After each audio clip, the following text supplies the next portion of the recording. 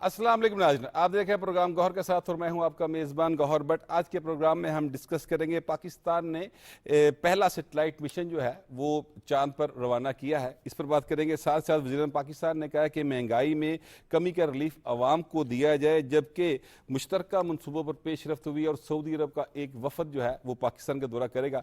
इन सारे इशूज़ पर बात करने के लिए हमारे साथ स्टूडियो में मौजूद हैं जनाब सलमान गनी साहब, जनाब इमदाद सुमरू साहब और जनाब नूरुल्लाह साहब, जबकि इस वक्त हमारे साथ टेलीफोन लाइन पर मौजूद हैं पंजाब यूनिवर्सिटी के head of space department doctor Syed Aamir Mahmood साहब। सर अस्सलाम वालेकुम। वालेकुम अस्सलाम। सर, ये पाकिस्तान ने आज एक सैटेलाइट मिशन आई क्यूब कमर के नाम से चांद पर रवाना किया है। सर, इस हवाले से थोड़ी सी तफसीलात तो जरा प्लीज हमारे नाज़रीन तक पहुंचाएं।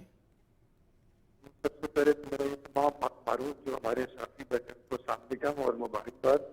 पाकिस्तान जो है वो इस्लामी दुनिया का जैसे पहली दफा एटॉमिक पावर बना था, तो आज अल्लाह का शुक्र है कि पाकिस्तान जो है वो स्पेस जो एक्सप्लोरेशन है, जो खलाई तहकीक है, उसमें भी पाकिस्तान ने अपने दरीना दोस्त जो चाइना है उसके कोलैबोरेशन से ये जो एक संगे मील हासिल किया है। ये 5 दिन के बाद जब ये मिशन वहाँ पे चांद के मदार में जाएगा तो इंशाल्लाह सक्सेसफुली हमें वहाँ की जो इसके अंदर ऑप्टिकल कैमराज लगे हैं, वो चांद की जो सतह है उसके अंदर जो बड़े बड़े माउंटेन्स हैं, बड़े बड़े ऐसे समंदर हैं जहाँ पे पानी नहीं है, यानी कि बगैर पानी के समंदर हैं, और जो वहाँ पे फॉल्ट लाइंस हैं चांद के ऊपर, जैसे हमारे जलजले आते हैं वहाँ पे भी आते हैं, उनके बारे में कोई इन्फॉर्मेशन भेजेगा, जिसको हमारे असातिज़ा इकराम और हमारे स्टूडेंट्स जो हैं या जो स्पार्को के साइंटिस्ट हैं वो अगले चीज़ों को देखने के लिए कि इनमें क्या नकाइस रह गए हैं, कहाँ कहाँ पे इम्प्रूवमेंट की जा सकती है, वो सारा डेटा जो हमें हासिल होगा उसके ऊपर हम जो है ना फर्दर रिसर्च कर सकेंगे। सर, ये बहुत बड़ी कामयाबी है। अगर हम इसको देखें, ये बताइएगा कि इससे हम आगे क्या फवायद क्या हासिल कर सकते हैं, इससे हमारी जो यानी आम जिंदगी में या आवाम को या वैसे ओवरऑल इसमें क्या फायदे हासिल किए जा सकते हैं? देखिए, ये जो खलाई तहकीकाती मिशन होते हैं ना, ये होते हैं साइंटिफिक रिसर्च के लिए। जी सर। जैसे देखें, हमने एक कम्युनिकेशन सैटेलाइट भेजा, उसकी वजह से आप देखें बहुत सारे हमारे टीवी चैनल जो है उससे डायरेक्टली अटैच्ड हैं। फिर हमने पाकिस्तान का रिमोट सेंसिंग सैटेलाइट भेजा, वो भी एक्सपेरिमेंटल सैटेलाइट का बड़ा अच्छा फंक्शन कर रहा है। वो हमारे सारी दुनिया की इमेजेस बना बना के हमें देता है, जो हम मुख्तलिफ इदारों को, क्लाइमेट चेंज की मिनिस्ट्री है, डिजास्टर मैनेजमेंट है, उनको हम देते हैं। तो ये जो चांद पे मिशन भेजा गया, ये हमारा पहला कदम है और बड़ा सादा कदम है, क्योंकि आपको पता है पाकिस्तान आजकल एक मुआशी बहरान से गुजर रहा है, और मैं समझता हूँ कि पाकिस्तान के जो साइंसदान हैं, स्टूडेंट हैं, वो हमारे लिमिटेड रिसोर्सेज में रह के इतना बड़ा कदम उठा रहे हैं, तो हमें उनको अप्रिशिएट करना चाहिए। इंशाल्लाह आने वाले वक्त में जब पाकिस्तान ज्यादा मुस्तहकम बुनियादों पर खड़ा होगा, फाइनेंशियली भी और हर तरह से, तो हम इस तरह के मिशन और भी प्लैनेट्स तक भेज सकते हैं। चांद हमारा क्योंकि करीबी हमसाया है, तो हमने पहला इधर मिशन भेजा है। उसके बाद हम मरीख पे भेज सकते हैं, आगे आने वाले जुपिटर पे भेज सकते हैं। मुख्तलिफ जो आपको पता है पाकिस्तान देखिए छठा मुल्क बन गया दुनिया में स्पेस मिशन क्लब में ना, जो चांद पे अपना मिशन भेज चुका है। तो जो इसकी अहमियत है वो मेरी नज़र में ये है कि जो डेटा आएगा ना हमें, हम इससे पहले तो हम इस सक्सेसफुल मिशन की लॉन्चिंग पे दुआ की हमने, वो कामयाब हो गया।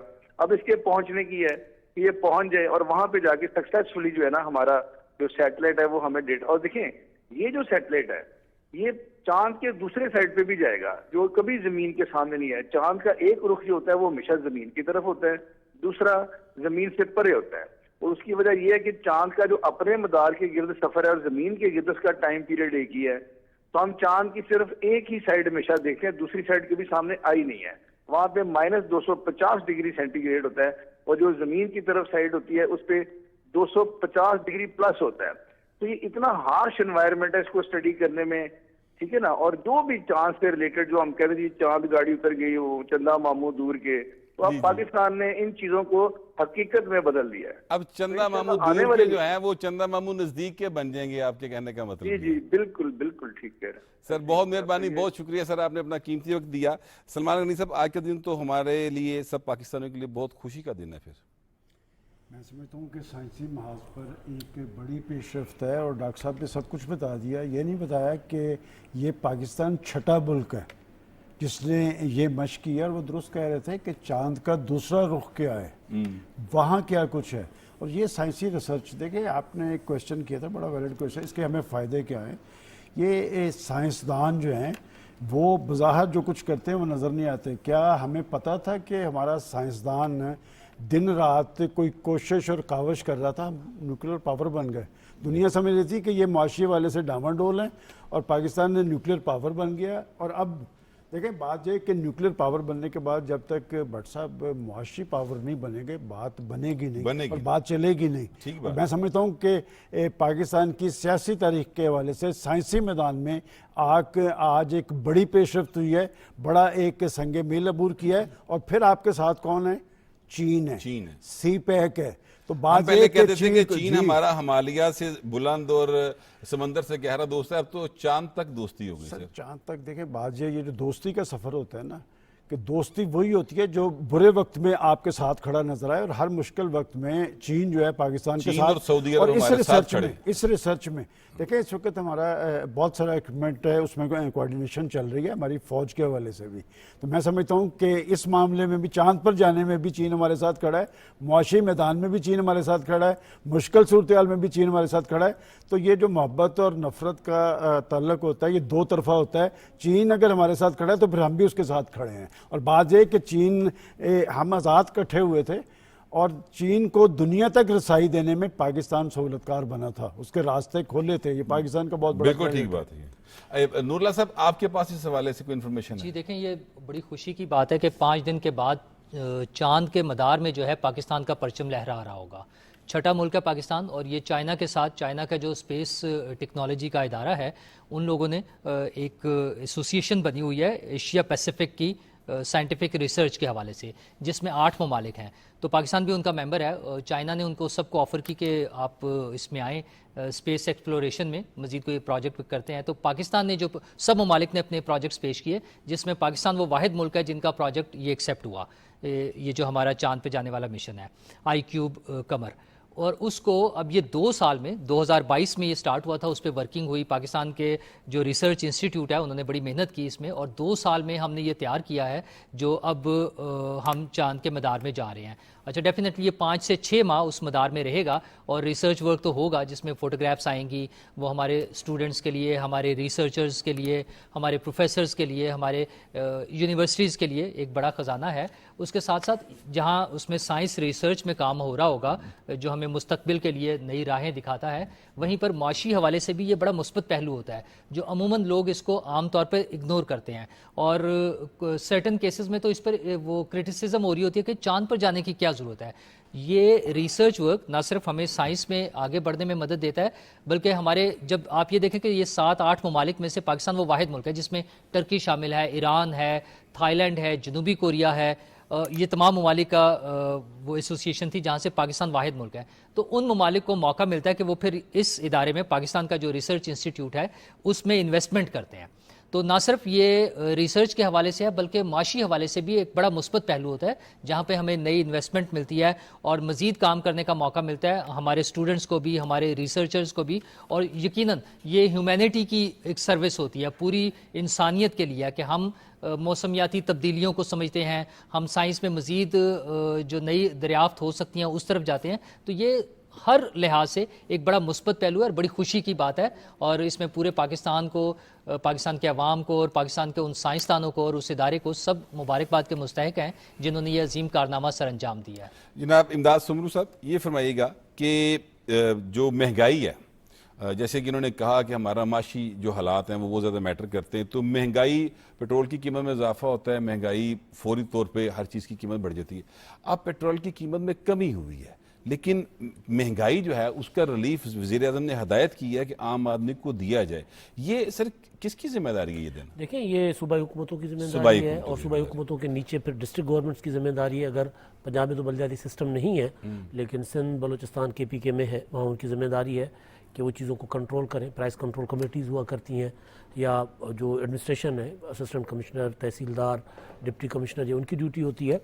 अच्छा देखिए, अब इन्फ्लेशन का जो मामला है ना, इन्फ्लेशन बहुत तेज़ी के साथ नीचे आ रही है। गो कि अभी उसका फौरी रिलीफ जो है आम लोगों को शायद कुछ चीज़ों पे मिला है, आटे पे मिला है, उसकी कुछ वजूहत और है, लेकिन काफ़ी सारी चीज़ें जो है वो बेहतरी की तरफ जा रही हैं। 39% से इन्फ्लेशन का 17% पे आना, ये एक बहुत बड़ा सिग्निफिकेंट जो है ना वो बेहतरी की तरफ एक कदम है। अच्छा, ये बेहतरी की तरफ कदम जो है ये सोशल मीडिया पे हमें दिखाई क्यों नहीं देता? वहां पर तो अगर आप देखें तो बुराइयां ही बयान की जा रही होती हैं, और वो भी वो जो मुसलसल यानी जिनका कहीं वजूद ही नहीं होता। देखिए बात यह है कि लोग अपने रद्दअमल से, आम लोग जो है रद्दअमल से इजहार करते हैं ना। अच्छा 17% इन्फ्लेशन भी बजाते खुद बहुत बदतरीन इन्फ्लेशन है, बिल्कुल ठीक है, लेकिन कहाँ 39 और कहाँ 17%। तो लोग जो है वो ज़रा रिलीफ फील कर रहे हैं। आप अगर मार्केटों में जाएंगे तो जहाँ लोग महंगाई का रोना रोते हुए आपको सुनाई देंगे, वहाँ ये भी उनको नज़र आ रहा होगा, या लोग आपको बताएंगे कि भाई कुछ बेहतरी आ रही है।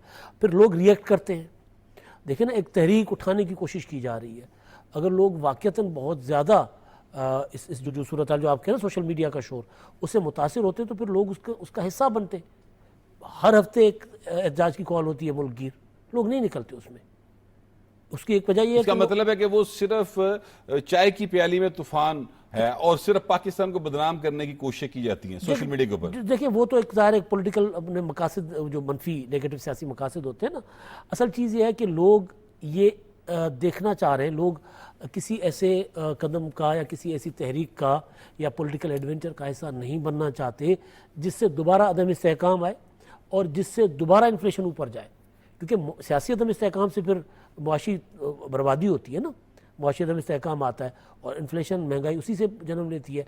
तो लोग अगर देख रहे हैं कि थोड़ा थोड़ा करके अगर महंगाई कम हो रही है तो फिर लोग उस तरफ राग़िब नहीं हो रहे, लोग डिस्टेबलाइज नहीं होने देना चाह रहे। सलमान गनी साहब, आज चूंकि आज़ादी इजहार का आलमी दिन है, आलमी आज़ादी सहाफ़त है, योम आज़ादी का योम आज़ादी सहाफ़त है, ठीक है, तो उस हवाले से मुझे जालिब साहब का एक शेर का एक मिसरा याद आ रहा है कि ये पूरा शेर ही सुना देते हैं कि पल दो पल की ऐश की खातिर क्या झुकना क्या बिक जाना, आखिर सबको है मर जाना, सच ही लिखते जाना।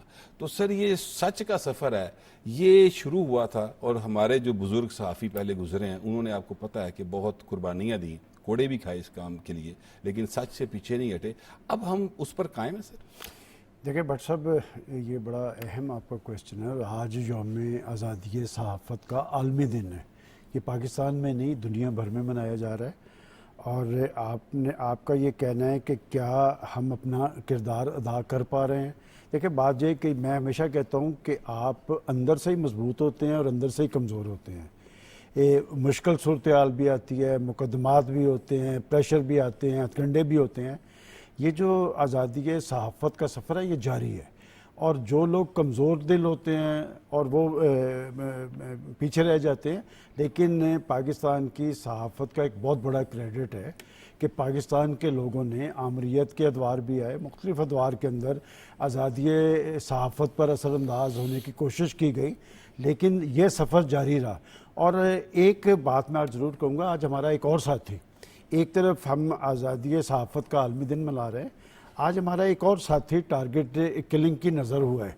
वो प्रेस क्लब के प्रेसिडेंट थे, मोहम्मद सदीक उनका नाम था, और सदीक तो वैसे भी सच्चा होता है। जी जी। तो मैं समझता हूँ कि उसको लेटर भी मिला है, उसे पहले लेटर भी मिला है, लेकिन हमारे यहाँ जो सहाफ़ियों के तहफ़्फ़ुज़ के लिए जो मुमकिन इक़दाम है वो नहीं की जाते। और आज हम पाकिस्तान के अंदर एक डेमोक्रेसी है, जमहूरी सिस्टम है, जमहूरी अमल आगे की तरफ चल रहा है। और ये जो जमहूरी सिस्टम है भट्ट साहब, आप सियासी तारीख़ उठा के देख लें, ये पाकिस्तान का मीडिया है कि जब सियासी जमातों पर कदगन लगती है, जब डिक्टेटरशिप में इन पर असरअंदाज होने की कोशिश की जाती है, तो पाकिस्तान में सियासत और जमहूरियत के मुस्तकबिल के हवाले से पाकिस्तान के मीडिया ने एक पॉजिटिव रोल अदा किया है और कर रहा है। और फिर आप ये देखें कि जिस तरह की कैफियत से हम गुजर रहे हैं, ये बात ज़रूर है कि ये जो हमारी आज़ादी सहाफ़त है ना, ये मादर पितर आज़ाद नहीं होनी चाहिए। हम एक एग्जैक्टली ये पॉइंट है मैं ये कहना चाह रहा हूँ कि ये मादर पितर आज़ाद नहीं। और आप जब बात कर रहे थे कि सोशल मीडिया पे जो मायूसी फैलाई जा रही है, जो बेचैनी और बेयकीनी की कैफियत तारी की जा रही है, ये एक ख़ास माइंड सेट है और ये अलमिया है हमारे ख़ुद अदारों के लिए कि उस पर मॉनिटरिंग कायम करें। चूँकि पाकिस्तान की रियासत और रियासती अदारों को टारगेट किया जाता है, ये काम कोई मुहिब वतन या मुहिब वतन सियासी जमात नहीं कर रही, ये काम पाकिस्तान के अंदर से भी हो रहा है और पाकिस्तान के बाहर से भी हो रहा है। और जब हम ये कहते हैं कि हमारा दुश्मन पाकिस्तान को गैर मुस्तहकम करना चाहता है, तो वो कौन सी ऐसी कमी छोड़ रहा है जो पाकिस्तान के अंदर से पूरी की जा रही है। सोशल मीडिया पे एक ख़ास माइंडसेट पाकिस्तान पर, पाकिस्तान की बका और सलामती पर असरअंदाज होने के लिए पाकिस्तान की रियासत और पाकिस्तान की रियासती इदारों के हवाले से कन्फ्यूजन तारी करने के लिए सरगर्म अमल है। इसमें हमारा भी किरदार होना चाहिए और पाकिस्तान के अदारों का भी होना चाहिए।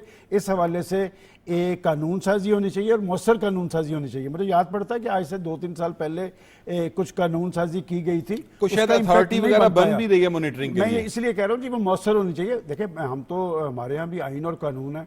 पाकिस्तान के अंदर पाकिस्तान के कुछ लोग पाकिस्तान के बाहर जो तमाशा कर रहे हैं, वहाँ पर आइन और कानून क्यों नहीं बुरेकार लाया जाता। देखिए, बाद एक कुछ लाइंस ड्रॉ हैं हमारे आइन के अंदर, बिल्कुल ठीक और बात है। उन लाइंस पर सरगर्म अमल होना चाहिए। और पाकिस्तान जमहूरी स्ट्रगल के नतीजे में बना था और पाकिस्तान की बका और सलामती की ज़मानत भी पाकिस्तान के अंदर मौसर जमहूरियत है। और अगर कुछ लोग ये समझते हैं कि वो रियासत या रियासत से बालातर हैं, तो फिर यह सिलसिला पाकिस्तान के अंदर चलने वाला नहीं है। और वही सवाल जो आपने किया है, मेरा ख्याल है कि मीडिया को भी कुछ ज़िम्मेदारी अदा करनी चाहिए। और ये जो आज़ादी सहाफ़त का अमल है, ये ज़िम्मेदारी के साथ मशरूत है। इसमें अदारों की इज़्ज़त व तकरीम भी होती है, इसमें कौमी और अवामी मसाइल का हल भी सजेस्ट किया जाता है, इसमें इंसानी हकूक़ का तहफ़्फ़ुज़ भी होता है। सलमान गनी साहब, ये तो सोशल मीडिया के ऊपर तो बहुत ज़्यादा इस तरह की बातें फैलाई जाती हैं और की जाती हैं, यूट्यूब के ऊपर, फेसबुक के ऊपर, बहुत सारी जगहों के ऊपर हम देखते हैं जिस तरीके से बात की जाती है, और जिनका कुछ सर होता है ना पैर होता है। लेकिन हमने यानी विटनेस किया है कि रेगुलर मीडिया के ऊपर भी, अखबारात हों या इलेक्ट्रॉनिक मीडिया के चैनल्स हों, वहाँ पर भी बहुत सारे झूठ फैलाया जाता रहा है। ये बड़ा आपने दुरुस्त निशानदेही की। देखिए, मैं जर्नलिस्ट हूँ, बाज़ औक़ात मैं सोशल मीडिया को देखता हूँ, मुझे कोई ख़बर क्लिक करती है ना, वो मैं बाद में जब उसको थोड़ी सी उस पर तहकीक करता हूँ तो वो गलत साबित होती है। इसमें तो हमें ज़िम्मेदारी का एहसास करना चाहिए कि जो चीज़ भी है, देखिए मैंने क्यों कहा कि हम जब ये कहते हैं कि पाकिस्तान इस्लामी जमहूरिया पाकिस्तान है, तो फिर कुछ ज़िम्मेदारी हमारी भी है कि एक नज़रियाती ममलिकत होने की हैसियत से हमें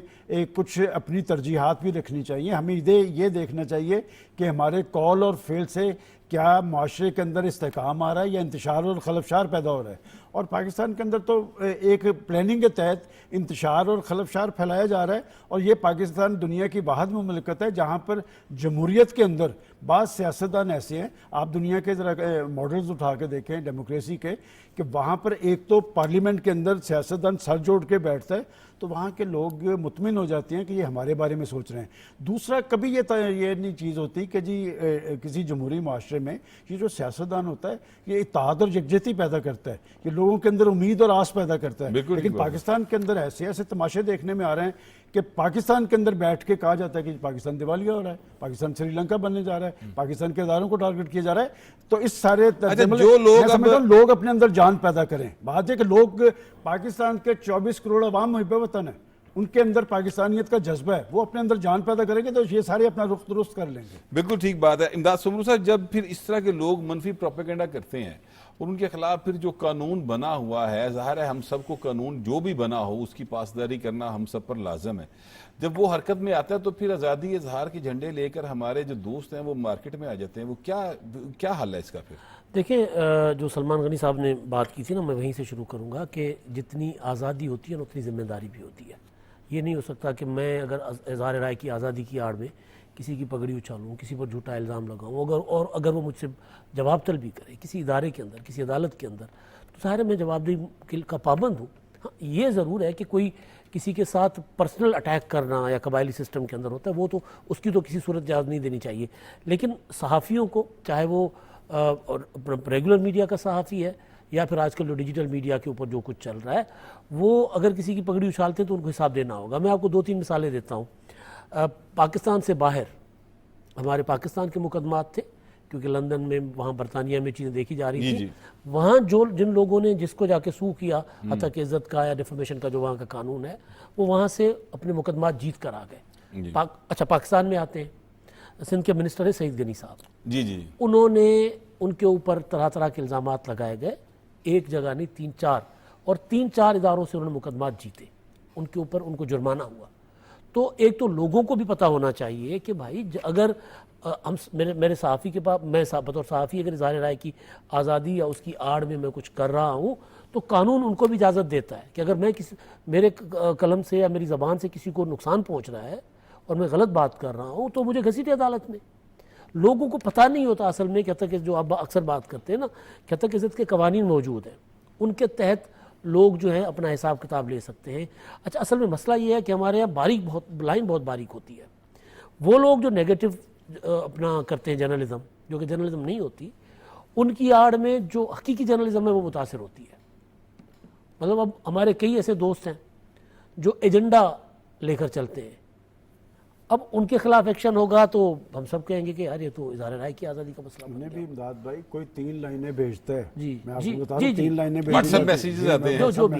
जो भी तो अच्छा, अब इस लाइन का वो जो बारीक लाइन है इसका वो फ़ायदा उठाते हैं। तो इसके लिए उनको ये फ़ायदा उठाने देने से बचने के लिए बेहतर है कि हुकूमत जो कवानीन है उन पर सख्ती से अमल दरामद करवाए, और जो निज़ाम असल में हमारा अदलिया का जो निज़ाम है ना, जो तक इज़्ज़त के कवानीन, वो स्ट्रॉन्ग होना चाहिए वहाँ पर। मतलब देखिए ना, अब एक साहब हैं, उन्होंने खुद दावा दायर किया था तक इज़्ज़त का, मैं उनका नाम नहीं ले रहा, आजकल जेल में, खुद तक इज़्ज़त का दावा किया था और खुद उस पर स्टे लिया हुआ है, खुद ही स्टे लिया हुआ है। अच्छा, दूसरा उन पे दावा शहबाज शरीफ साहब का है, वजीर आजम साहब का। अच्छा, उस पर भी वो स्टे लेकर बैठे हुए। देखिए इतना बड़ा इल्ज़ाम लगाना, और फिर वो सादक और उमीन है, उन्हें कुछ ना जी नहीं वो देखिए वो तो बात क्लियर हो चुकी है। वो अगले केस में जब उन्हें सजा होगी तो फिर ये वाला टाइटल उनके पास नहीं रहा ना सर। नहीं, और फिर जिन साहब ने दिलवाया था उन्होंने भी एतराफ़ किया कि हमने कैसे उनको सादिक और अमीन डिक्लेयर किया था। तो मेरा ख्याल है एक चीज़ तो हम सहाफ़ी खुद जिम्मेदारी का मुजाहरा करें, और दूसरा हमसे जो मुतासिर होते हैं उनको पता होना चाहिए कि कानून है। अगर हम किसी के साथ ज्यादती करते हैं, नहीं, कानून तो है और कानून के ऊपर अमल दरामद भी होना चाहिए। जिस वक्त रियासती इदारे उस पर अमल करने की तरफ चलते हैं, मेरा सवाल जो था वो ये था, करनी चाहिए ना। सईद गनी की मैं आपको मिसाल दे रहा हूं। नहीं, मैं ये कह रहा हूँ कि जब कानून के ऊपर अमल होता है और जो रियासती इदारे हैं वो कानून पर अमल करने के लिए आगे बढ़ते हैं, जैसे पीड एक्ट है, तो फिर साथ ही हम जो हैं, हम सारे, यानी बतौर एक साफ्ती कम्युनिटी की बात कर रहा हूँ, वो कहते हैं कि ये तो आज़ादी इज़हार पर कदगन लग गई और ये तो अब ये तो बड़ा मसला बन गया। इसी का ही नतीजा है ना, अब फर्क नहीं कर पा रहे हम कि सहाफ़ी कौन है और कौन सहाफ़ी नहीं है। ये इसी का नतीजा है कि हमने बस एक था ना कि अगर जेन्युइनली किसी बंदे ने, किसी सहाफ़ी ने किसी के साथ ज्यादती की और उसके खिलाफ अगर कोई एक्शन हुआ, चाहे मुतासरा फरीक ने FIR करवाई। इमदाद भाई, हमारे भी कुछ इदारे हैं, PFUJ जी, हमारे अदारे हैं, हमारे प्रेस क्लब्स हैं, हमें अपने अभी कोई कोड ऑफ कंडक्ट बनाना चाहिए। लेकिन इस पर अभी बात करते हैं सर, अभी ये ब्रेक का कहा जा रहा है, तो ब्रेक लेते हैं जी। ब्रेक से वापस आएंगे तो फिर इस पर बात करेंगे। फिलहाल take a break.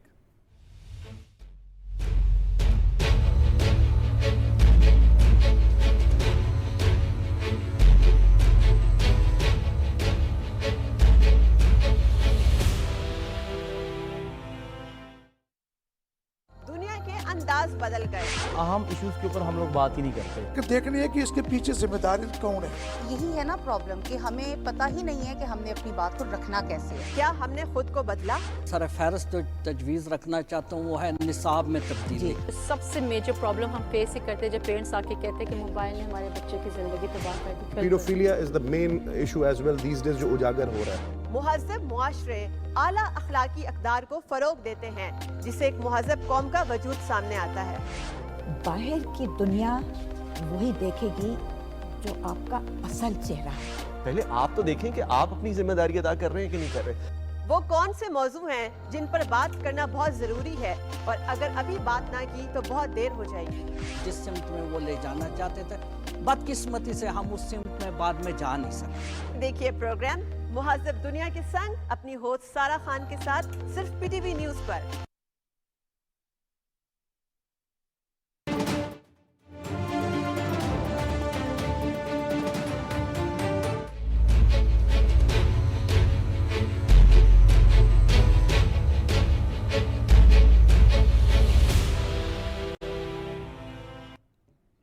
Welcome back. Noorullah साहब, मैंने जो ब्रेक पे जाने से पहले सवाल किया था अपने इमदाद सुमरू साहब से और सलमान गनी साहब से भी किया था कि जब फिर अदारे एक्ट करते हैं, कानून के मुताबिक चीज़ों को चलाने की कोशिश करते हैं, तो फिर हम ये बतौर साफ्ती कम्युनिटी हम बाहर आ जाते हैं जी कि हमें बड़ा मसला बन गया, ये तो आज़ादी इजहार का गला दबाया जा रहा है, इस तरह की बातें शुरू कर देते हैं। तो किसी जगह फिर हम भी गलत होते हैं। उसकी एक बड़ी वजह भी तो है ना, गलत और सही तो अपनी जगह हैं जो भी हैं, उसकी एक बड़ी वजह क्या है कि हमारे यहाँ रिवायत ही नहीं है कि हम सही और गलत को अलग अलग करके दिखा सकें। हमारा जो अदालती निज़ाम या हमारे इदारों का निज़ाम जो है जिसमें इस चीज़ को अकाउंटेबल ठहराया जा सके, गलत बयानी करने वालों को, गलत खबर देने वालों को, इंतशार फैलाने वालों को, वो डेवलप नहीं हो सका है फॉर एनी रीज़न।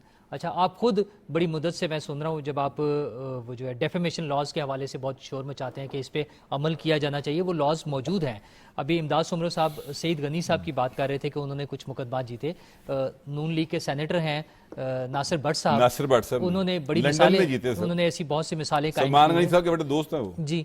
तो ये सारे मामला जो है अगर हमारे यहाँ भी इस पर अमल दरामद शुरू हो जाए और लोगों को उनका एहतसाब हो, मतलब मैं उसका लफ्ज़ सज़ा का मतलब नहीं है, एहतसाब हो और वो बड़ा क्लियर कट हो, लोगों को पता चले कि इन साहब ने या इस इदारे ने या इस शख्स ने खबर देते हुए ये गलत बयानी की थी या ये झूठी खबर दे दी है, तो फिर मेरा ख्याल है ये वाला कॉन्सेप्ट जो है ना कि शायद ज़्यादती हो रही है या सहाफ़त का गला दबाया जा रहा है, इस तरह की बातें ख़त्म हो जाएंगी।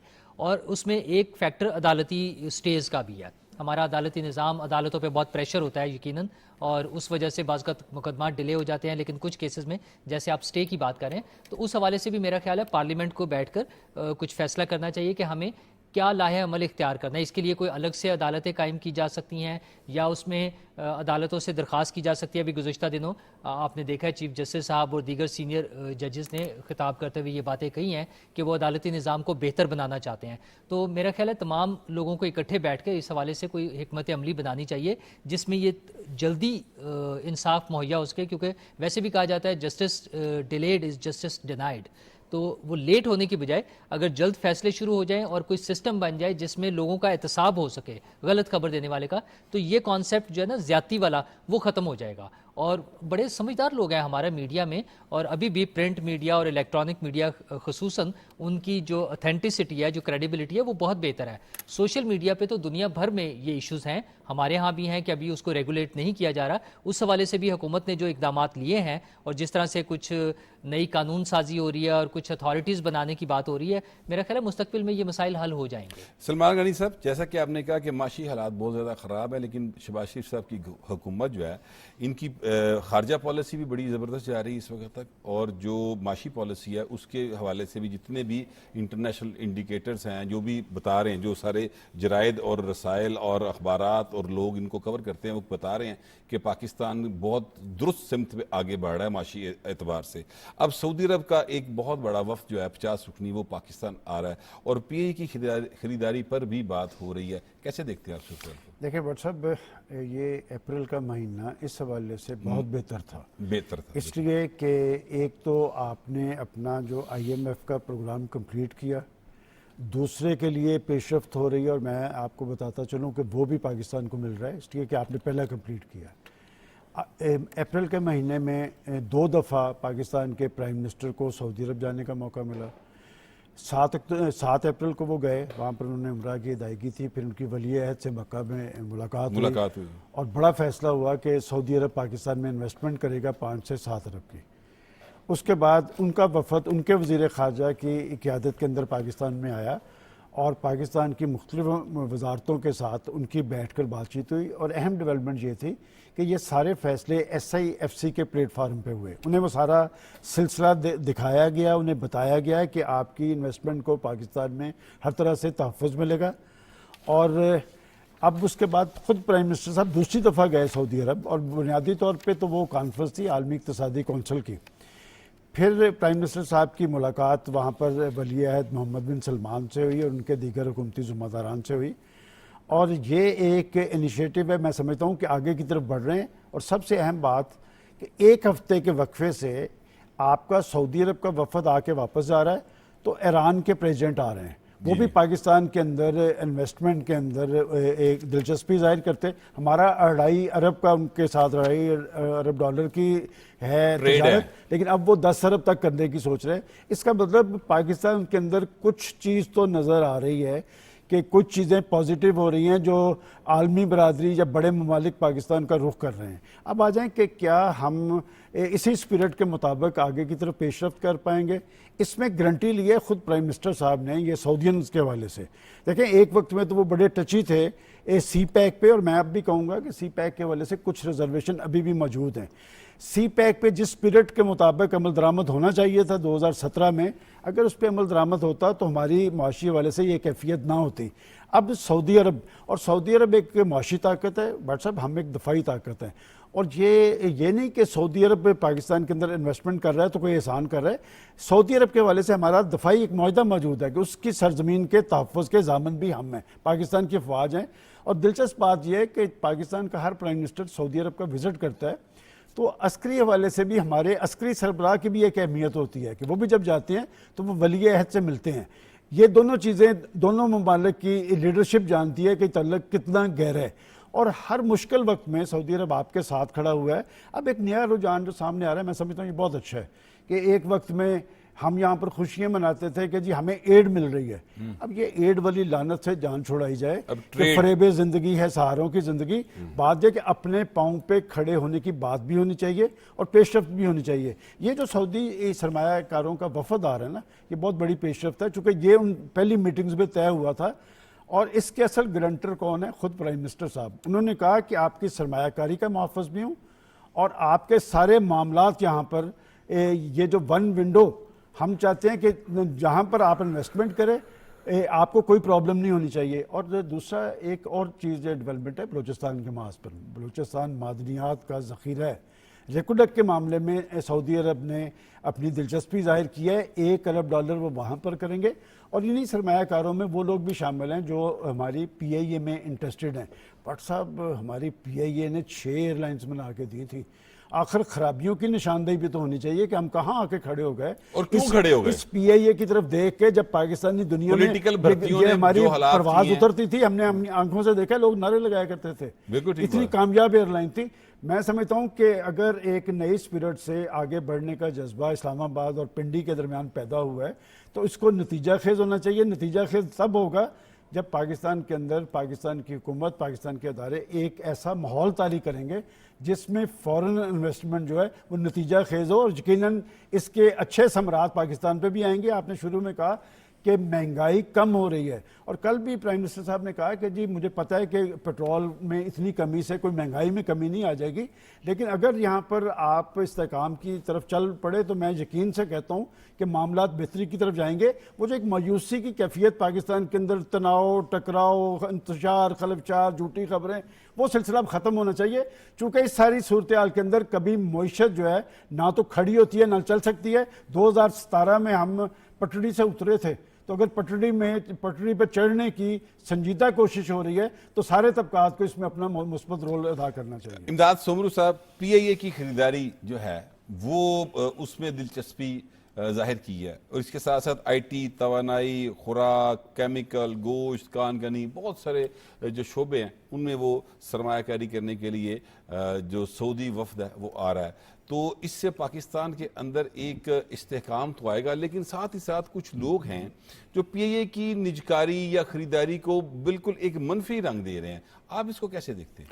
देखिए, अब ये डिसाइड तो हुकूमत ने करना है ना कि उन्होंने निजकारी करनी है या ये 50%। अच्छा, देखिए, मैं चाहता हूं कि थोड़ा सा जो पॉजिटिव चीजें हैं ना, असल बात है वो सामने आए, क्योंकि लोग जो हैं उसको बहुत और अंदाज से पोर्ट्रे कर रहे हैं। वो दुरुस्त नहीं है। ये बात बतानी चाहिए कि 850 अरब उस पर खर्च होता है, उतनी आमदन नहीं है। उससे हमारा कौमी खजाना डैमेज होता है। स्टील मिल की वजह से, इनकी वजह से ये इदारे चल नहीं थे पा रहे। स्टील मिल के ऊपर बात करते हैं अभी। अच्छा, अब इसमें देखिए ना, एक अप्रोच ये है कि इसको पब्लिक प्राइवेट पार्टनरशिप की तहत चलाया जाए, एक अप्रोच ये है कि नहीं टोटली प्राइवेटाइज किया जाए। अब ज़ाहिर है टोटल प्राइवेटाइजेशन का मतलब ये तो नहीं है कि 100% दिया जाएगा, जो सलमान गनी साहब कह रहे हैं कि उसमें गवर्नमेंट अपना शेयर रखेगी, लेकिन असल चीज़ ये है कि जो बहरान है, वो जो माली खसारा है, उससे निजात चाहिए हमें, ताकि ये पैसा जो है लोगों की सेहत पर खर्च हो, ये पैसा लोगों की अपना तालीम पर खर्च हो, ये लोग पैसा इंफ्रास्ट्रक्चर के ऊपर खर्च हो, ये पैसा रोज़गार के ऊपर खर्च हो।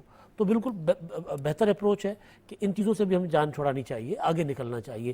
जो असल चीज़ है ना भट्ट साहब, वो ये है कि सरमायाकारी आ रही है। इसका मतलब है कि सरमायाकार है ना, कभी भी किसी अदम इस्तेहकाम का शिकार, इंतशार का शिकार मुल्क में नहीं जाता। बिल्कुल कभी नहीं जाता। इसका मतलब ये है कि अब दुनिया को भी ये मैसेज मिल गया है, दुनिया ने खुद ये फील कर लिया हुआ कि नहीं, पाकिस्तान सरमायाकारी के लिए महफूज मुल्क है। सिर्फ सऊदी अरब नहीं, चाइना दोबारा मजीद जो है वो कर रहा है, दूसरे ममालिक भी जो है आहिस्ता आहिस्ता आप देखेंगे कि पाकिस्तान में जैसे ही सऊदी अरब की इन्वेस्टमेंट शुरू होगी बाकी ममालिक भी आएंगे। एक मैसेज जाएगा ना दुनिया को कि पाकिस्तान एक महफूज मुल्क है सरमायाकारी के हवाले से। ख़ास तौर पर पॉलिसियों का तसलसल, हमारे यहाँ जुल्म ये होता है कि एक हुकूमत आके पॉलिसी देकर जाती है और दूसरी हुकूमत उस पॉलिसी को ख़त्म कर देती है। जैसे अभी हम अपना सीपैक का जिक्र कर रहे थे, सलमान गनी साहब के 2017 में जिस तरह चल रहा था, 18 में आके उसको बिठा दिया गया। कोई एजेंडा था, नालायकी थी, नाअहली थी, क्या था, लेकिन बहरहाल हकीकत असल ये है कि फिर वो जो सरमायाकार है उन्होंने देखा कि यार इधर तो एक हुकूमत आती है जाती है तो दूसरी हुकूमत आती है तो सारा का सारा सारी पॉलिसी बदल जाती है। अब ये पॉलिसीज़ का तसलसल है। जो 16 माह की हुकूमत थी पीडीएम की और पीपल्स पार्टी की मुश्तरका, उस हुकूमत ने जो पॉलिसीज़ बनाई थी ये हुकूमत उनको कंटिन्यू कर रही है। तो जब एक हुकूमत के बाद दूसरी हुकूमत पॉलिसीज़ को कंटिन्यू करे तो फिर दुनिया आपकी तरफ अट्रैक्ट होती है। फिर आपके तमाम शोबों में, जैसे आप कह रहे हैं कि कोई ऐसा शोबा नहीं है जिसमें सऊदी अरब जो दिलचस्पी ना ले रहा हो। नूरुल्लाह साहब, ये बिलावल भुट्टो जरदारी साहब जो हैं उन्होंने ये कहा है कि अगर स्टील मिल्स को आपने बेचना है तो आप सिंध हुकूमत को दे दें, हम पब्लिक प्राइवेट पार्टनरशिप के तहत उसको चला लेंगे।